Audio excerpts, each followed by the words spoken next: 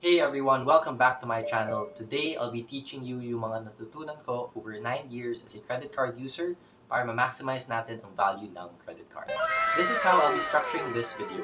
First, I'll be discussing with you my mindset on how I use credit cards. Second, I'll be sharing with you 3 advanced tips on how you can maximize your credit card. I'll then be explaining why this works, and as well as be addressing short questions after each segment. Finally, I'll be giving you a short story on why I cut my credit card after 9 years of relationship. Alright, here we go. My mindset about credit cards are very simple. Number 1, we as consumers hold the power. There are so many credit card companies out there and they're pretty much offering the same product. Once naisip mo yan, you'll understand that we hold the power. I use this power when I negotiate to waive annual fees, upgrade my credit limit, or try to get more promos. Number 2, unless you're using your credit card for business or investing, credit cards will not make you wealthy. At least in my case, I spend very wisely and mostly on things that I need. So in a year, I'm looking at 100,000 pesos on my credit card. Most credit cards would offer you just 1% cashback. So in a year, that's equal to 1,000 pesos back to you.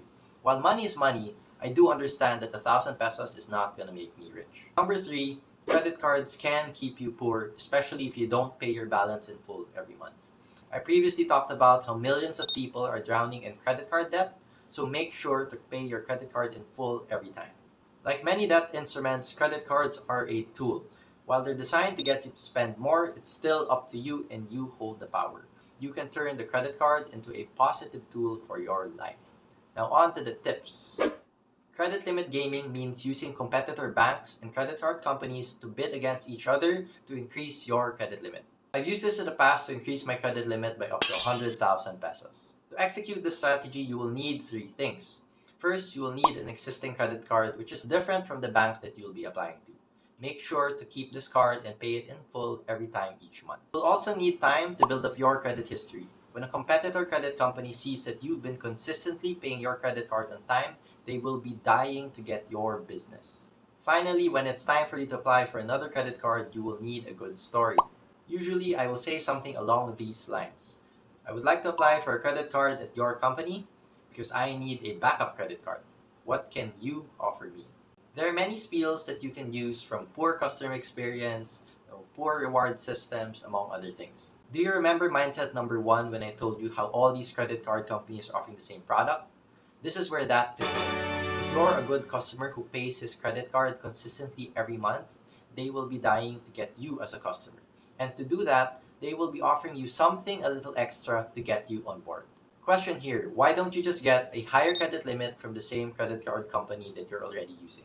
Well, you can, but the thing is, not all credit companies are accommodating. So when that happens and your request is denied, then just find another credit card company. The second tip is called welcome gift farming. This means applying to various credit cards and getting their welcome gifts. In welcome gift farming, you can get from 2,000 to 18,000 pesos per card in rebates and gift certificates. I've used this strategy to get 7,000 pesos of gifts and rebates, and it was a help because it was a big discount to my purchase at the time. Here's an example of a welcome gift. If you apply for a new Citibank cashback credit card, you will be getting 5,000 pesos of GCs for a minimum spend of 20,000 pesos over 60 days. You can use these GCs for your supermarketing, grab rides, haircuts, among other things. To execute this strategy, you will need 3 things. First is a big purchase. And why do I say that? Because these gift certificates and rebates are only given to you after you meet a minimum spend. Medyo malaki yung minimum spend and can go up to 20,000 pesos to 30,000 pesos. Last year, bumili ako ng furniture because I moved into a new house. I spent a total of 25,000 pesos on my credit card and I was able to get back 7,000 pesos. So when you look at it, diba, it's almost 30% in discount. Time your credit card application for big purchases like furniture, appliances, tuition, and other things. Now, you'll be needing more time here compared to other tips, because if you read the terms and conditions, which I hope you do before you apply for a credit card, you'll see that certain promos have a cooldown period. So that banks can protect themselves, they sometimes require you to hold the card for 1.5 to 2 years, so there is a long wait before you can farm the welcome gifts again. Finally, you will need some apps or websites to give you an additional promo. Some companies like MoneyMax and Shopback offer you special promos if you apply directly through their websites. I applied through ShopBack last year and I was given additional 2,000 pesos on my credit card application. Many credit card companies are offering these welcome gifts: BDO, HSBC, RCBC, Citibank, and so many others. When you're in cool down with one credit card company, you can simply apply to another credit card company to get their welcome gift. You can also invite your family, your boyfriend and girlfriend to farm these welcome gifts. So as a family, if you have big purchases, you can use these welcome gifts to give you big discounts. Big question here, will the bank blacklist you from farming these welcome gifts? If you ask me, if you play by the rules and they blacklist you, that's a pretty shitty bank and you should just go elsewhere. Now here's the last tip.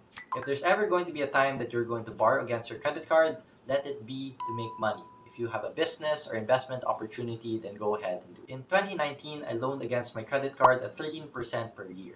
I used it to buy a real estate property, and after 1.5 years, the value of my real estate property rose by double. To execute this strategy, you will only need two things. First, you will need that money-making opportunity which generates more revenue than the interest rates of your credit card.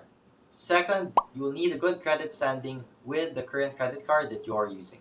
Once you have good history of typically 6 months, they will begin offering you loans and special discounts which are way lower than the regular interest rates of credit cards. Regular credit card interest is at 24% per year, so if you have a good credit standing, they will be offering you half that cost. It's all about revenue and expenses. If the revenue of your business or investment is more than the expenses of the credit card, then go for it.